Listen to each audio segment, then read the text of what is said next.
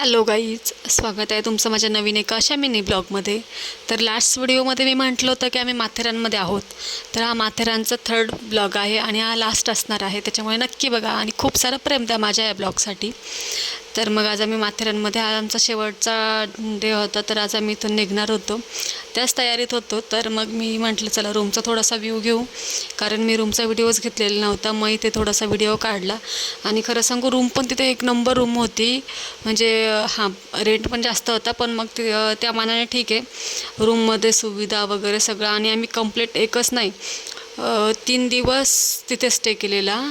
3 दिवस एका पर डेचे काहीतरी 2,000 रुपये पर डेचे घेतलेले, आणि सॅटर्डे संडेला 3,000 रुपये फक्त एका नाईटच्या. सॅटर्डेचे 3,000, संडेचे 3,000.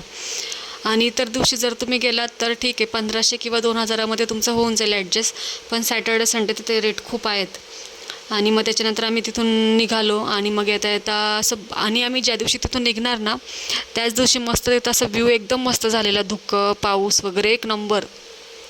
आणि मग येतात आम्ही व्हिडिओज काढले, फोटोज काढले. आणि त्या मावशीनं कैरी आणि सगळं म्हणजे असं विकत होत्या खायला छान छान. तर आणि मला मेन म्हणजे मला कैरी जास्त खूप आवडते, आणि त्याच्यावर मस्त मीठ मसाला वगैरे सगळं टाकून मग आम्ही तिथून कैरी घेतली 30 रुपयाची.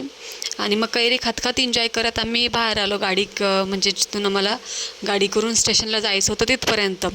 तर मग एक तर संडे असल्यामुळे तिथे गर्दी पण तुफान गर्दी होती तिथे अशी. मग त्याच्यानंतर आम्ही गाडी बघितली आणि मग आम्ही अशा प्रकारे निघालो स्टेशनला जायला. आणि मग स्टेशनला गेलो, तिथून पुढे ट्रेन पकडली, आणि मग फायनली आमचा परतीचा प्रवास सुरू झाला. आणि मग आम्ही मस्त ट्रेनमध्ये घरी गेलो. अशा प्रकारे आजचा माझा माथेरानचा लास्ट व्हिडिओ होता.